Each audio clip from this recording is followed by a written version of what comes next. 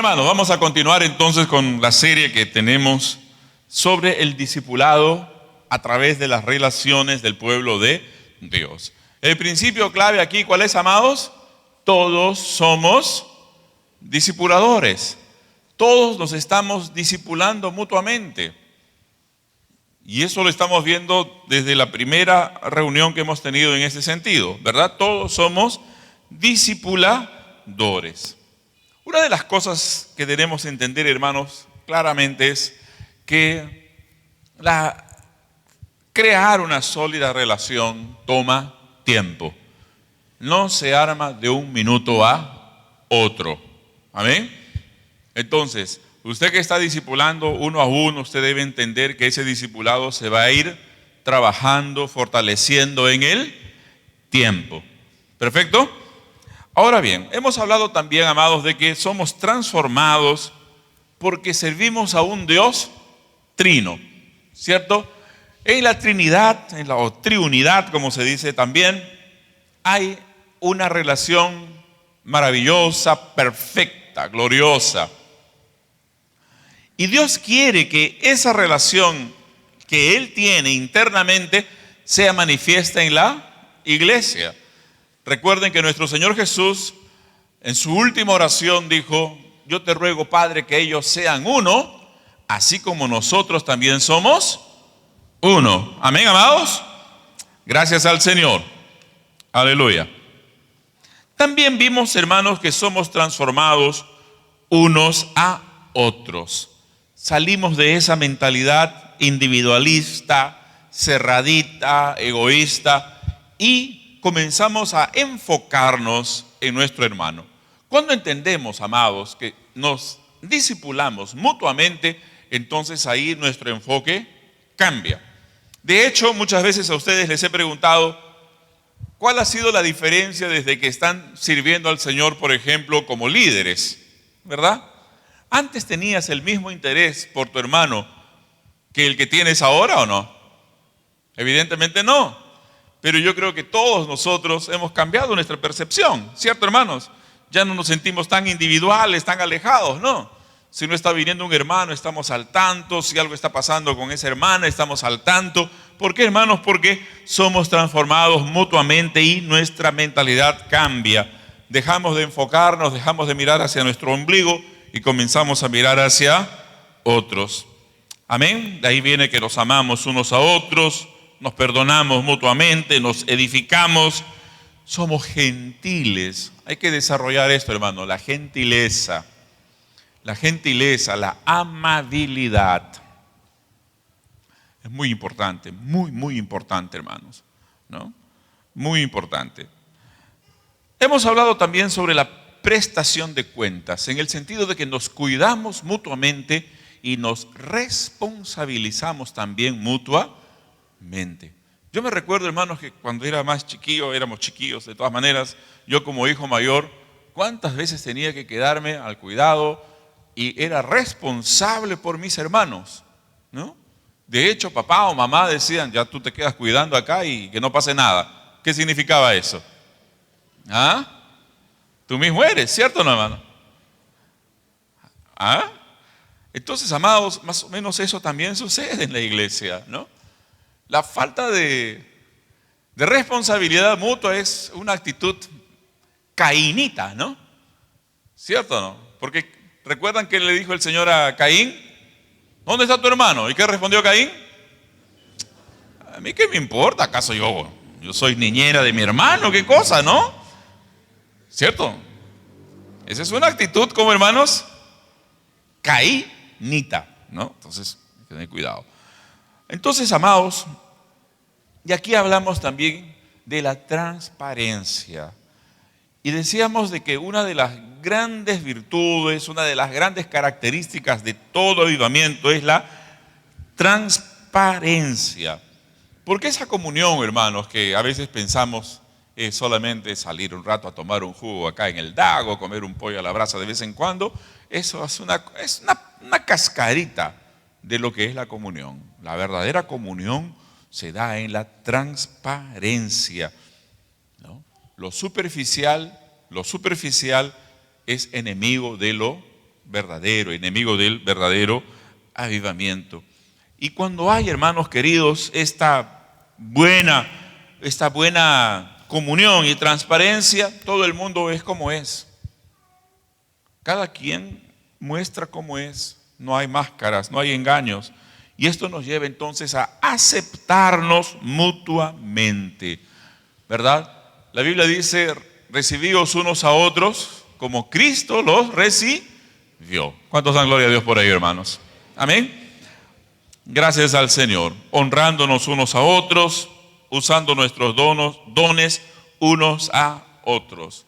Pero también hay una vigilancia, hay un cuidado especial. Por ejemplo, en esto, dice, no mintáis los unos a los otros, habiéndoos despojado del viejo hombre con sus hechos, ¿no? Hay que ser muy cuidadosos en ese lado de la vida. No pelear unos a otros. Les explicaba, hermanos, que uno de los más grandes problemas de la iglesia en toda su historia ha sido, pienso yo, las peleas. Ha sido la contienda, ¿no? ¿Cuántas iglesias no se han destruido, hermanos, a causa de las peleas internas? Cuando los creyentes, dando lugar a la carne, ¿verdad?, queriendo imponer su punto de vista, destrozan la comunión y entonces ahí el enemigo gana espacio. ¿Y cuánta gente, hermanos, entonces se pierde, ¿no? Cuidado con la envidia, cuidado con el juicio. Recuerden de que Dios nos ha colocado donde Él ha querido colocarnos. ¿Perfecto, hermanos? ¿Amén, hermanos, o no? Dios nos ha colocado donde Él ha querido colocarnos. Como les explicaba, este dedo meñique está en su lugar, donde Dios lo puso. Sería muy feo, ¿verdad?, que nuestra nariz estuviese aquí arriba, ¿no? ¿No se imaginan? Un par de huecos aquí como la culebra, ¿no? Horror. Entonces, no juzgues, no envidies, que la promoción viene de parte de Dios. Hablamos también, hermanos, acerca del conflicto inevitable. Hay conflicto. En las mejores familias va a haber conflicto, pero va a depender de la madurez de las personas para ver cómo se trata ese conflicto.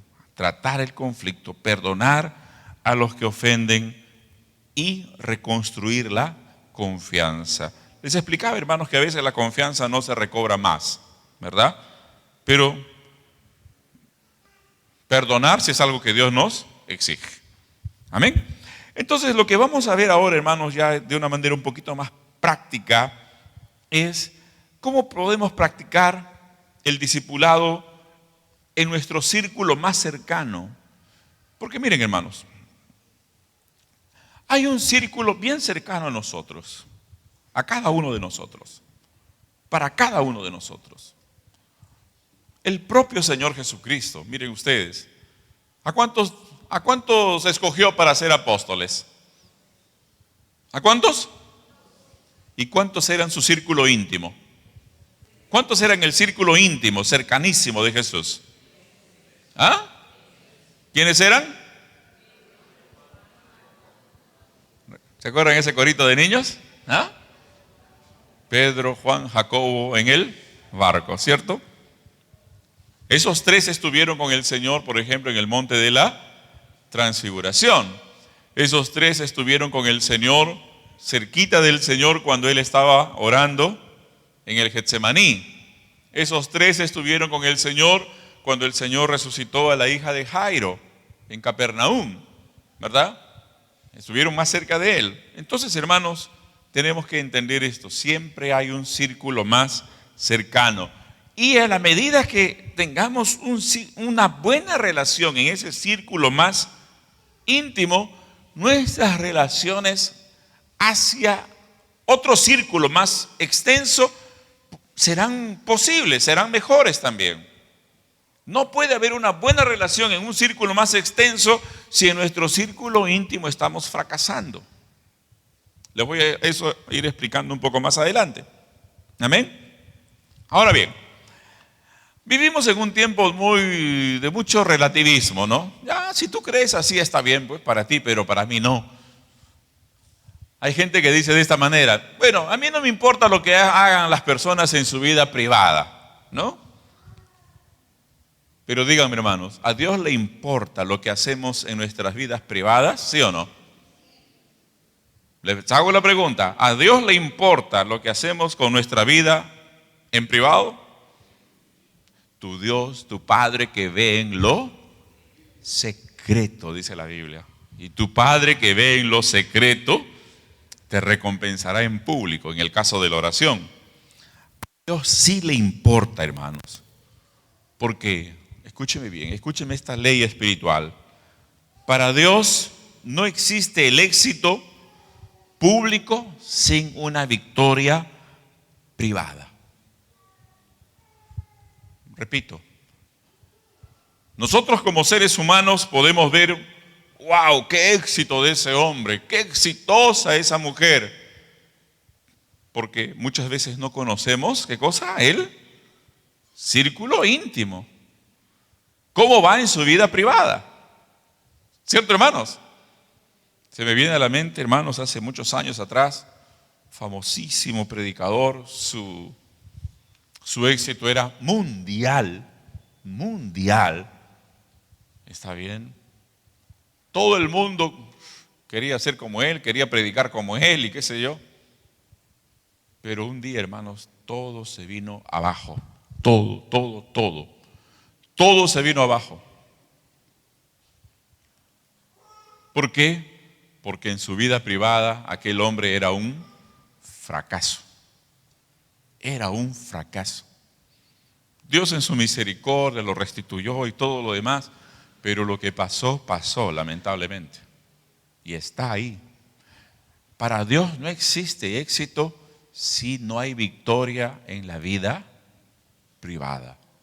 Por eso, hermanos, como creyentes, como hijos de Dios, lo fundamental en nuestras vidas es cuidar nuestra vida interior. Amén. ¿Se están asustando o no? Qué bueno, hermano, esa es honestidad. Nos vamos asustando un poco. ¿Ya? Ahora bien,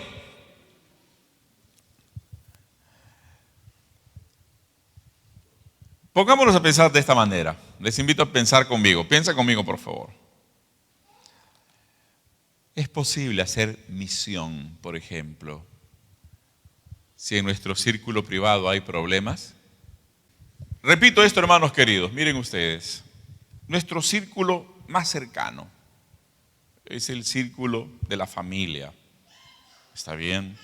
Vamos avanzando, la iglesia, la célula, pero ¿cómo podríamos extender, hermanos, nuestra influencia si en nuestro círculo más cercano tenemos problemas? ¿Capta? Por eso la importancia, hermanos, de que en la vida privada las cosas vayan bien. Uno de los más grandes escritores sobre liderazgo es el famoso John Maxwell. John Maxwell tiene un montón de libros sobre liderazgo. Y él dijo una frase que se las voy a leer. Dice así: el verdadero éxito es lograr ser muy amado y respetado por las personas más cercanas a usted. Escuche por favor una vez más. El verdadero éxito es lograr ser muy amado y respetado ¿por quiénes? Por las personas más cercanas a usted. Y este es el plan del Señor. Esta es la manera como el Señor trabajó. Miren ustedes, había multitudes que querían tomar al Señor Jesús y convertirlo en rey. Pero el Señor, ¿qué hacía? ¿Qué hizo el Señor? ¿Recuerdan, hermanos? Un día lo quisieron convertir en rey. Hablaron de convertir en rey porque el Señor había multiplicado los panes, ¿cierto? Caramba, con este nunca más vamos a tener problemas de comida. ¿No es verdad? ¿Qué hizo el Señor? Tomó a sus discípulos y los llevó al desierto.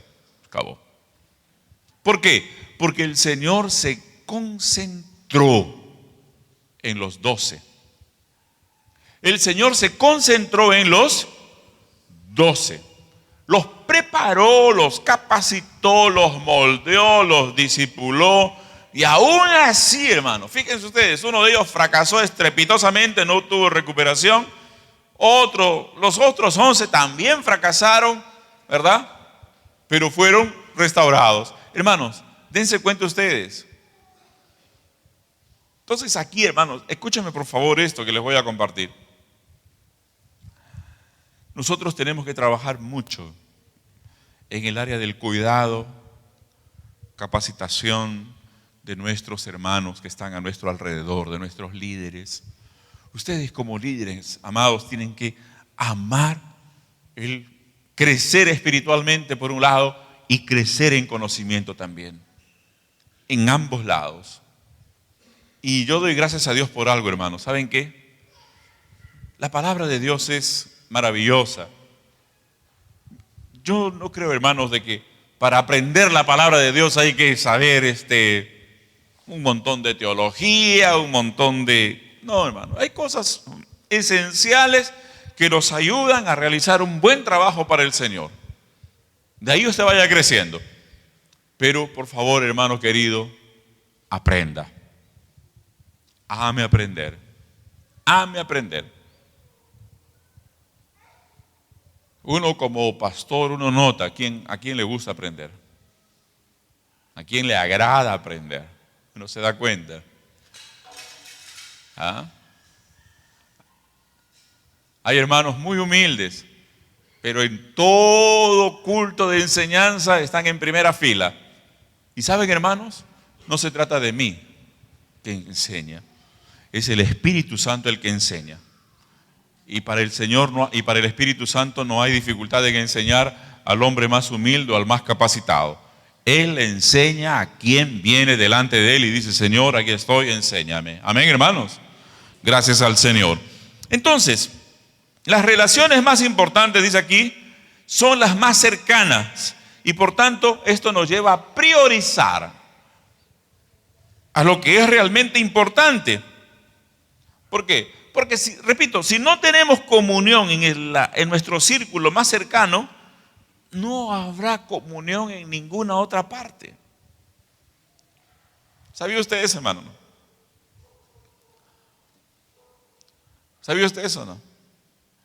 Si en tu círculo más íntimo, más cercano, no hay comunión, es casi imposible tener comunión. Es imposible en realidad tener comunión en un círculo más amplio.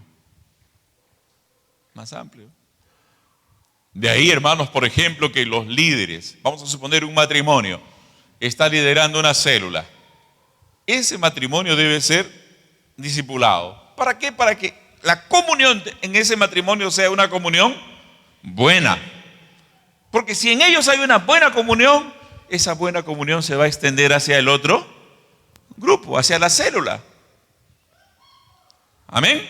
Entonces, amados, ¿quiénes creen ustedes que son las personas más cercanas? A ver, para el casado,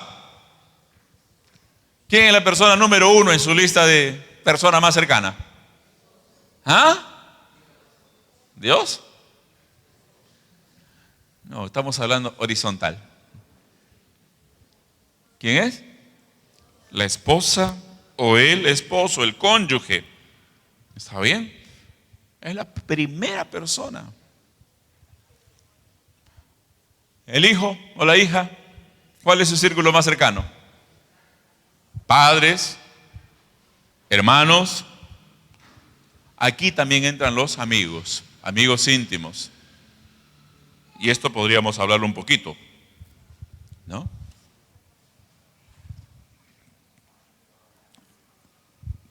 Si alguien es un estudiante, es muy probable que su círculo íntimo sea su discipulador, ¿no? Pero si usted no tiene un círculo íntimo, pídale al Señor. Pídale al Señor. Pídale al Señor que le ayude a formar un grupo con 2, 3 personas con los cuales tenga una relación estrecha, una relación saludable, una buena amistad, ¿no? Una buena amistad. ¿Por qué, hermanos? Porque en este círculo íntimo es donde primero se comienza a practicar, por ejemplo, el tema unos a otros, ¿cierto? Por ejemplo, hermanos, así rápidamente. Una madre, ¿en quién se enfoca? ¿En ella misma o en el hijo? O sea, su visión cambió, ¿cierto o no? De repente antes de ser mamá se miraba más en sí misma o de repente en el esposo, pero cuando llega el hijo, ¡prá! De alguna forma Dios ha dirigido eso, ¿no? Entonces, hermanos, tenemos que comenzar en nuestro círculo íntimo. ¿Por qué? Porque hay gente también que quiere comenzar con la multitud, ¿no? Hay gente que quisiera comenzar ya de una vez en la multitud. Eso no se da. Dios quiere comenzar siempre las cosas de a poco. ¿Ah? ¿Por qué, hermanos? Porque es a través de nuestro círculo íntimo que Dios comienza a moldear nuestras vidas. Repito, es en ese círculo íntimo cuando Dios comienza a moldear nuestras vidas. ¿Perfecto, hermanos, o no? ¿Amén? Ahora bien, es nuestra familia, hermanos, la que nos conoce realmente. Es nuestra familia la que nos conoce. Ellos saben cómo enfrentamos la vida, ellos saben cómo reaccionamos, ellos saben si vivimos la vida cristiana o no, ellos saben si realmente somos creyentes o no, ¿cierto o no? ¿Ah? ¿No? Ellos saben si realmente somos creyentes o no. ¿No? ¿Cuánta gente, hermanos, cuántos hijos a veces dicen así, ay, yo quiero vivir en la iglesia, dicen, porque cuando mi papá está en la iglesia, ¿no? Es un cielo, es un ángel, pero llega a la casa y es un demonio. Qué tragedia, hermanos. Eso es una tragedia, ¿no les parece? ¿Ah?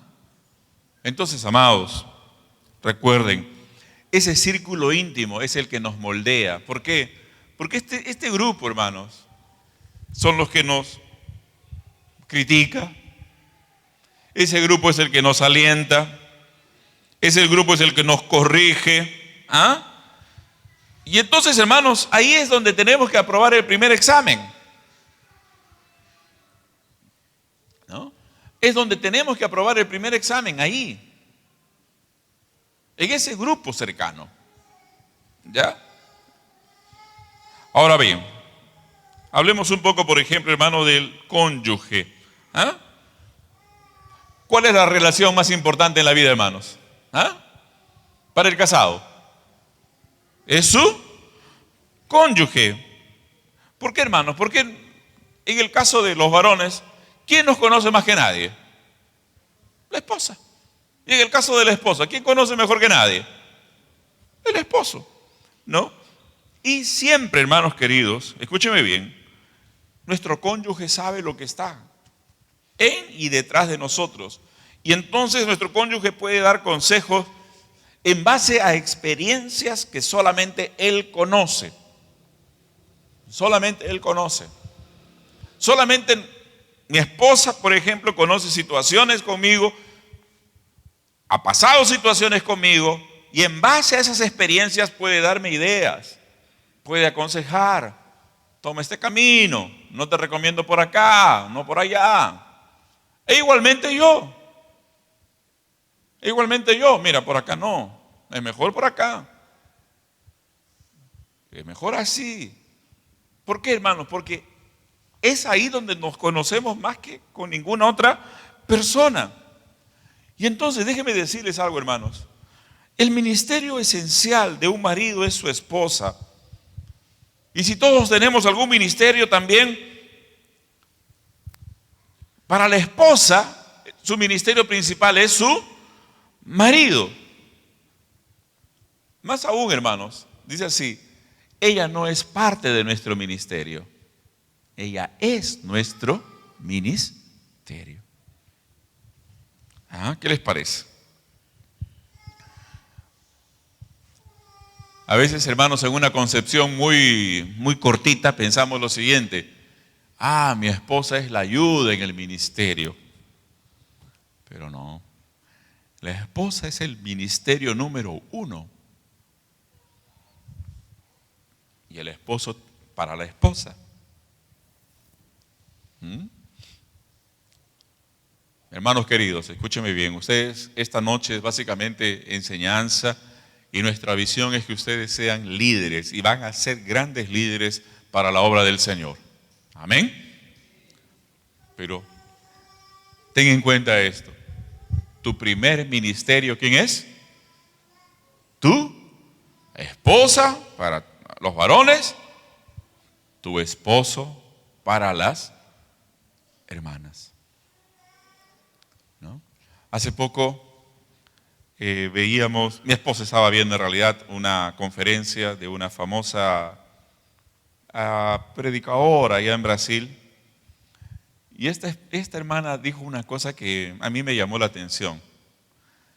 Dijo lo siguiente, que ella estaba un día planchando la camisa del esposo. Y un poco como que en la mente venía a tener que planchar, ¿verdad? Todo ese trabajo, tener que estar planchando. Pero de pronto el Espíritu Santo le habló a la mente y le dijo, ¿cuántas mujeres darían todo lo que pudieran por plancharle la camisa a un marido y no lo pueden hacer? Su perspectiva cambió. Nuestro ministerio número 1, ¿dónde está, hermanos queridos? En nuestro cónyuge. Por tanto, aquí viene otro principio. Si eres soltero y te quieres casar y quieres casarte, para que me ayude, está comenzando mal. Está comenzando mal. ¿Está bien? Ahora bien, ¿qué preguntas hay que hacernos, hermanos? Estas preguntas especialmente son para los que estamos casados. ¿Cómo va nuestro matrimonio a lo largo de los años? ¿Está mejorando? ¿Va mejorando nuestro matrimonio o con el paso de los años el matrimonio se está deteriorando? Esa pregunta es muy importante, ¿no? Si al comienzo todo era besitos, abracitos, qué bonito, ¿verdad? Una linda luna de miel, pero pasado eso las cosas están cambiando, prende las alarmas. ¿Cómo vives con tu cónyuge? ¿Te diviertes con él, con ella? ¿La pasas bien? ¿Pueden reír juntos? ¿O todo es amargo? Como dice una canción por ahí, azúcar amargo.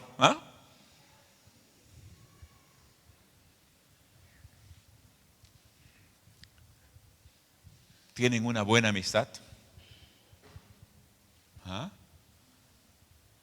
¿Tienen una buena amistad? ¿Y puedes ver el mundo con los ojos de tu cónyuge? ¿Puedes ver las cosas como él las ve, con la sensibilidad que él tiene o ella tiene? ¿Puedes leer un poco el corazón de tu cónyuge? ¿Y puedes ser comprensivo con esas cosas de tu cónyuge? Hermanos, la verdad es que vivimos en una sociedad en la cual queremos conseguir de todo lo que está hacia afuera, el éxito, el avance, el crecimiento, ¿verdad o no? Pero nos olvidamos de que el verdadero éxito, tal como Dios lo quiere, comienza, ¿dónde, hermanos? En nuestro círculo más íntimo. ¿Amén? Entonces aquí uno tiene que hacer crecer la relación. Es un trabajo arduo, hermanos, es duro. Muchas veces exige renuncia, ¿no? Especialmente cuando uno es soltero, uno dice yo soy como soy. Y es verdad. Pero cuando uno llega a casarse, uno ya no puede ser tan como es. Uno tiene que renunciar a ciertos aspectos de lo que uno es. ¿Para qué? ¿Para que dos personas puedan vivir juntas? Porque imagínate, hermano, si yo siguiera siendo el mismo que fui como soltero, hace rato Sandy me hubiera dado una patadita, ya saben dónde, estuviera bien lejos. y viceversa. I love you. Pero hemos tenido que renunciar y nos hemos adaptado y gracias al Señor. ¿Se dan cuenta, hermanos? Pero hay de aquel que piense, no, yo soy el mismo toda mi vida y la mujer que se case conmigo tiene que soportarme.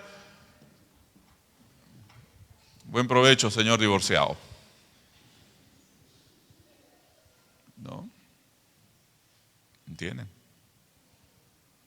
E igualmente, si una joven dice, no, yo soy como soy, mi marido va a tener que adaptarse a mí, ¿qué cosa? ¿Quién se ha creído? Las cosas no van a ir bien. No van a ir bien. Entonces, hermanos, ¿por qué, hermanos? Porque el conflicto aparece. El conflicto llega en algún momento. Yo no estoy muy de acuerdo con esto, pero una vez escuché un mensaje de un pastor hace años, muchos años, 30 años tal vez. Este pastor decía de que él conoció a otro pastor que decía así: levántense las parejas que nunca han tenido una discusión en los últimos 10 años de su matrimonio. ¿Ya? Levántense los matrimonios que nunca han tenido una discusión en los últimos 10 años de su matrimonio. Y algunas parejas se atrevían a levantarse. Hay que ser medio raro, ¿verdad? Pero al final, cuando las parejas se habían levantado, los matrimonios, diciendo que nunca habían discutido, en los últimos 10 años nunca habían discutido, les decía: ok, hermano, les presento a los más grandes mentirosos que hay. Yo no tengo coraje para hacer eso, nunca lo voy a hacer. Porque el conflicto, hermanos, ¿qué pasa? El conflicto va a aparecer. Y más aún, que el conflicto es parte del discipulado. El conflicto es parte de nuestra transformación. ¿Cuántos dan gloria a Dios por ello, hermanos? ¿Seguro? ¿Cuántos evitamos el conflicto, pero ellos aparecen? Entonces requiere ver con madurez cómo vamos a llevar ese momento. Porque en ese momento es cuando hay que pedir misericordia del Señor, para pedir perdón, para confesar la falta y seguir adelante. Muchas veces Dios puede usar a nuestro cónyuge para que pongamos rodillas en el suelo y comencemos a orar. Ahora bien, miren, hermanos, si nuestro primer círculo es nuestro cónyuge, le sigue nuestra familia, ¿no? Con nuestros hijos, ¿verdad? Entonces, hermanos, ningún éxito personal puede estar encima de la relación con los hijos. Si no, la relación, hermanos, el horizonte puede ser un poco triste. ¿Cuántos oran por sus hijos, hermanos? No, pues ese amén está tan pobre. ¿Cuántos oran realmente por sus hijos? Qué bueno, hermanos, gracias al Señor. Eso es muy bueno. Eso es muy bueno. Pero ¿por qué ora usted por sus hijos? ¿Cuál es tu oración central por tus hijos? ¿Ah? Que tengan plata, Señor. ¿Eso? ¿Ah?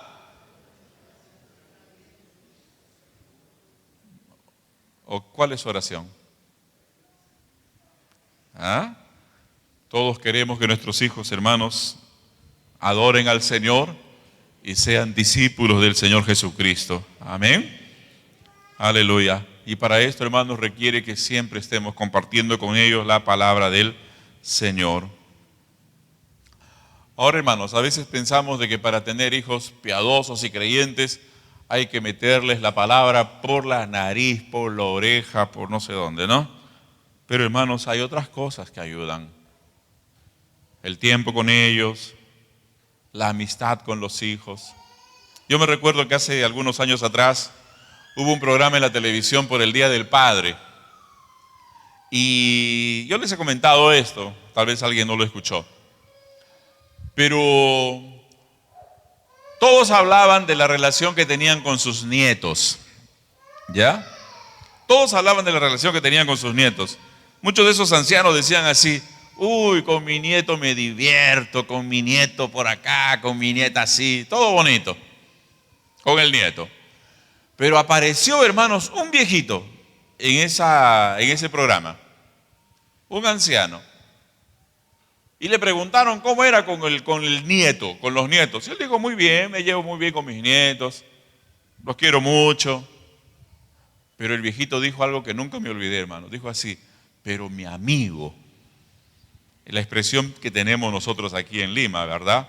O en el Perú, pero mi pata del alma, dijo él, es mi hijo. Bonito, ¿verdad, hermanos, o no? Mi pata del alma es mi hijo. El periodista se quedó así medio sorprendido por ello, ¿no? Sí, su hijo, mi hijo. Mi hijo. No cambio a mi hijo por 5,000 nietos, dijo. No lo cambio. ¿Qué les parece, hermanos? Tenía una prioridad, amén, clara. Entonces, hermanos, acá hay una frase, escúchame por favor. Usted puede aprender más sobre un hombre en una hora de diversión y juego que en un año de conversación. ¿Sabe quién dijo eso? No lo dijo ningún estúpido, hermano, lo dijo Platón. Platón. Usted puede aprender en una hora de juego que en un año de conversación. Qué hermoso, hermanos. Recuerde, el cónyuge, la familia. También dice aquí, hermanos, sea verdadero, sea honesto. Nuestra familia, nuestro círculo sabe cuando hemos tomado una decisión inadecuada, cuando hemos metido la pata, ¿cierto? Entonces, ¿qué hay que hacer ahí, hermanos? Admitir el error. Porque si no lo hacemos, se pierde la confianza. Se pierde la confianza. Especialmente, hermanos, cuando somos inmaduros. ¿Saben cuáles son las señales de la inmadurez? ¿Ah? ¿Quieren que les diga cuáles son señales de inmadurez o no? ¿No se van a molestar conmigo? ¿Seguro? Necesito guardaespaldas, por favor, por si acaso. ¿Saben cuáles, hermanos? La rabia, una primera señal de inmadurez. Cuando no hay control. Fosforito. Ahí hay inmadurez. La impaciencia y la insensibilidad. El no me importa. ¿No? Entonces, hermanos, son cosas típicas de la inmadurez. ¿No? Entonces, ¿cómo podemos salir de esa inmadurez? En la cual muchos de nosotros, aún el más maduro, tiene algunos rasgos de inmadurez. Humillándose, pidiendo perdón a la persona ofendida y pidiendo que Dios trabaje en nuestro corazón y lo haga profundamente. Amén, amados. Profundamente. Ahora bien, amados, ¿saben? Los hijos van a crecer bien, seguros. ¿Saben cuándo? Cuando vean que el marido, que el papá y la mamá viven en armonía.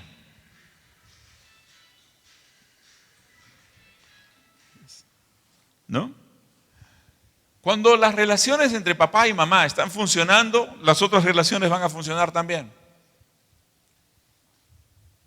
Si el papá y la mamá se llevan bien, los hijos se van a llevar bien.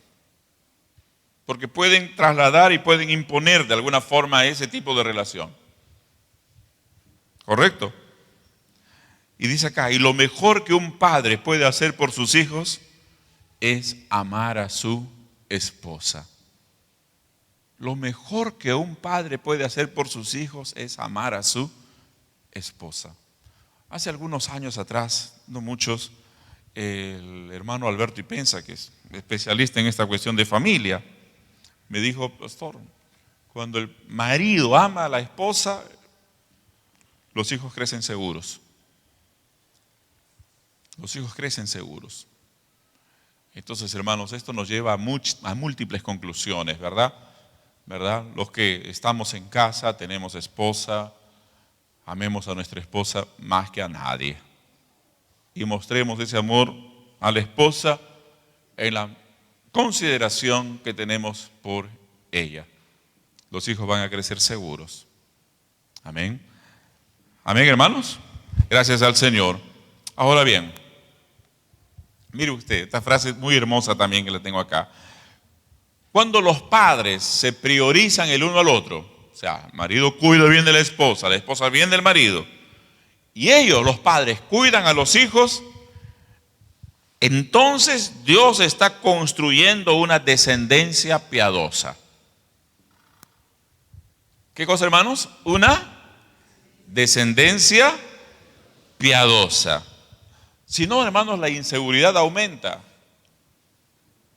¿Qué pasa cuando los padres, por desgracia, no se llevan bien? ¿Los hijos qué van a pensar? ¿Los hijos qué van a pensar? ¿Para qué me voy a casar? ¿Para qué me voy a casar? ¿Para qué voy a tener familia? ¿Para vivir como mi papá? Ese pensamiento se mete en la cabeza, ¿no? Conversando en algún momento con el pastor Subirá, él también lo dice luego en alguno de sus temas en YouTube. Él decía de que sus hijos, por lo menos su hijo mayor decidió casarse joven. Dijo: no, si yo estoy bien, ustedes se llevan bien, somos una familia hermosa, yo también quiero tener una buena familia. Y se casó con 19 años, creo. Y los padres felices, ¿ah? Pero ¿cuál es la idea, hermanos? ¿Hay seguridad? Entonces, mis amados, es muy importante. Otro ámbito, hermanos, de la vida que es muy importante desarrollar es el ámbito de los amigos. ¿Jesús tenía amigos o no? Repito, ¿Jesús tenía amigos? ¿Sí o no? Tuvo sus amigos. La Biblia nos habla de unos amigos en especial. ¿Cómo se llamaban? ¿Cómo se llamaban sus amigos? A ver. Ya, eran tres ya. ¿Quiénes eran? ¿Cómo? Lázaro. ¿Cierto? ¿Por qué? Muchos creen de que Jesús, cuando llegaba a la casa de Lázaro, de María y de Marta, Jesús podía ser ese ser humano normal, donde podía reír, donde podía descansar. Yo me imagino que se sentaba de repente en la hamaca que tenía ahí Lázaro y descansaba un poco luego de tanto trajín, ¿verdad o no? Y hay mucha confianza ahí, porque fíjense ustedes, ¿recuerdan ustedes el caso de María y Marta o no? ¿Verdad o no? Marta estaba trabajando y María, junto con los 12 más otros discípulos, que serían un montón, se sentaron a escuchar al Señor. ¿Y qué le dice Marta a Jesús? ¿Recuerdan o no?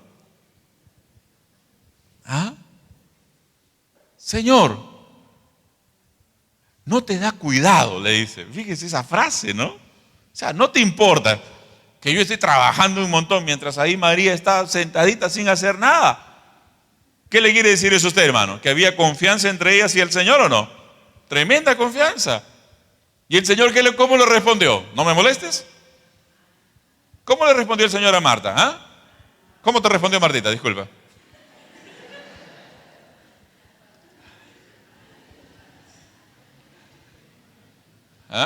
Apártate de mí, Satanás. ¿Fue así le dijo? ¿Cómo le dijo? Marta, Marta, ¿qué te pasa, Martita? Estás demasiado preocupada, mujer. Estás tensa. El lenguaje de hoy, ¿cómo hubiera sido?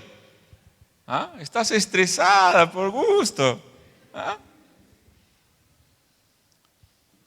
Tu hermana ha escogido una buena parte, y no le va a ser quitada. No le puedo quitar. Amistad, cercanía, confianza. Los discípulos eran sus amigos. Hermanos, nosotros, escuche que es un buen consejo. Dice así: los cónyuges necesitan amistades adicionales fuera del matrimonio. ¿Por qué, hermanos? Porque la tendencia de un líder, de muchos líderes, es a estar demasiado ocupado. ¿Y saben cuál es el equivalente a estar muy ocupado? ¿Saben cuál es el equivalente a estar muy ocupado?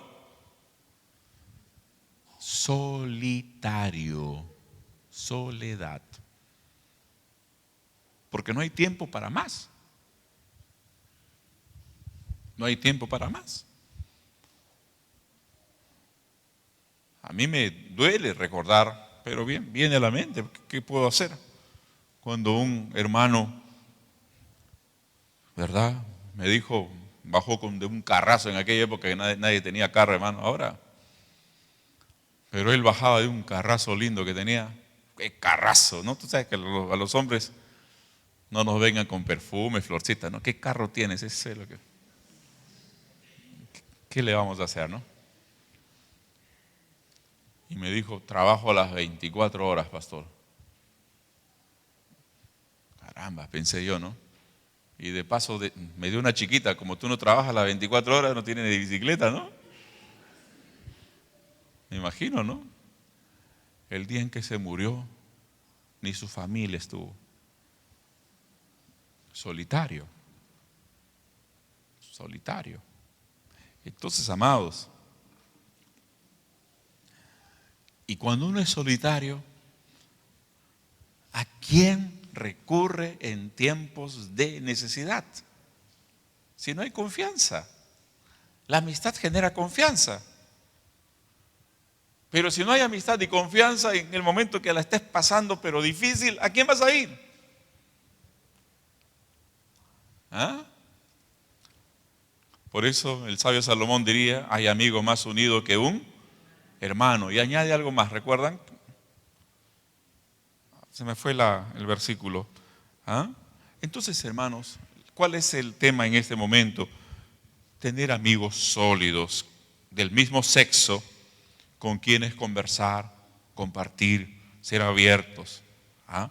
Abrir el corazón a estas personas, con quien uno pueda reír, ser espontáneo, amén, caminar, conversar, llorar, qué sé yo.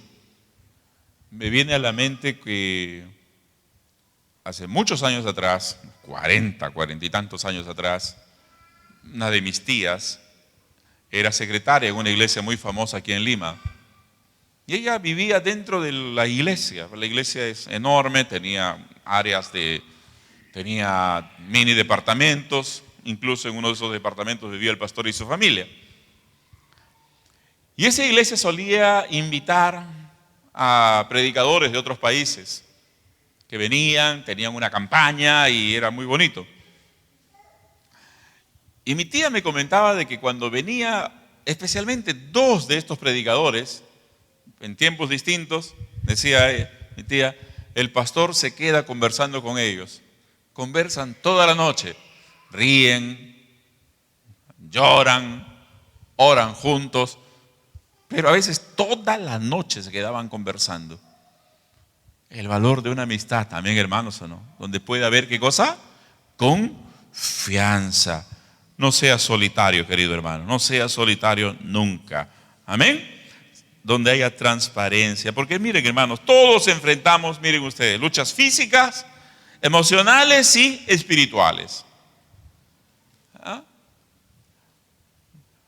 El pastor Evandro una vez nos dijo, ¿no? Después de los 40 comenzamos a cantar una canción. ¿Cuál es esa canción? Ay, ay, ay. ¿Verdad, hermanos? ¿No? Comienzan a aparecer, y no te cuento después de los 50, ¿no? Con todo respeto, no sé qué aparecerá después de los 60, ¿no? No voy a preguntar. Ya te llegará el día, dígame. Hermanos, hay luchas físicas, hay luchas emocionales, hay luchas espirituales. Pero hay una frase que es de los suecos, es sueca según alguna vez leí, ¿no? Que las tristezas que se comparten se dividen, pero las alegrías que se comparten se multiplican, ¿no? Se multiplican. Entonces, hay que tener a alguien con quien compartir la jornada de nuestra vida, ¿no? Amén. Entonces, culminando hoy, hermanos, este estudio, Dios quiere, hermanos, fortalecer nuestro círculo íntimo. Recuerden, como líderes todos queremos tener un éxito exterior que glorifica al Señor. Amén, hermanos, ¿o no? Glorifica al Señor. Eso glorifica a Dios también. Pero Dios quiere que comencemos con nuestro círculo íntimo. Dios quiere que comencemos con nuestro círculo íntimo. ¿Por qué? Porque ahí somos moldeados, ahí somos formados a la imagen del Señor Jesucristo. Eso también es discipulado. Eso también es discipulado. Entonces, mis amados hermanos, vamos a dar gracias al Señor. Aleluya. El Señor nos dé ayuda, sabiduría, trato. ¿Para qué, hermanos? Para que tengamos un pequeño círculo, ¿no? Los que estamos casados podamos decir, gracias a Dios me llevo bien con mi esposa, me llevo bien con mis hijos. De vez en cuando hay algún, qué sé yo, pero eso nos ayuda. De repente algún conflicto en algún momento, pero eso nos ayuda a crecer porque somos maduros, ¿verdad? No pateamos el tablero, sino que enfrentamos en el conflicto la cosa y crecemos juntos. Amén. Tenga un círculo íntimo, mi amado hermano.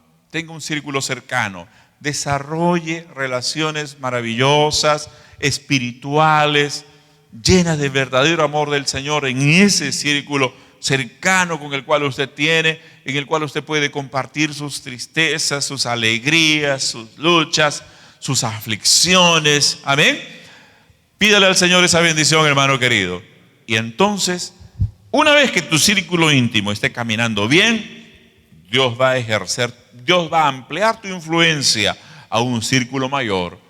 Tu célula, tus células, qué sé yo, la iglesia, el ministerio que Dios te va a dar, va a ser una cosa gloriosa y hermosa. Va a glorificar el nombre del Señor. Amén. Pongámonos en pie, querida iglesia. ¿Cuántos alaban al Señor, hermanos? ¿Cuántos están contentos con el Señor? Vamos a orar. Padre querido, gracias te damos. En esta noche, Señor Jesús, venimos delante de ti, oh Padre, y entendemos, oh Dios, solamente tú puedes ayudarnos, Señor, a que nuestro círculo más pequeño, el que nos conoce exactamente, Señor, con quienes vivimos, Señor, siempre podamos tener, oh Dios, una relación maravillosa, una relación, oh Dios, que fluya de ti. Sí, Señor, el amor ahí con nuestra esposa, con el esposo, con los hijos, sea ese amor, oh Dios, que viene de ti, oh Padre. Sí, Señor, Padre querido, danos gracia, ayúdanos, Señor, danos sabiduría, Dios Santo. Tú sabes bien, Padre amado, que vivimos tiempos difíciles, vivimos tiempos duros, oh Dios. Pero te pedimos, Señor, cada día tu gracia y tu misericordia abundantes, oh Padre. Gracias, oh Dios, por esta palabra. Gracias, oh Dios, por este estudio. Bendice, Señor, a tu iglesia, sí, Padre, para la gloria de tu santo nombre. Amén y amén.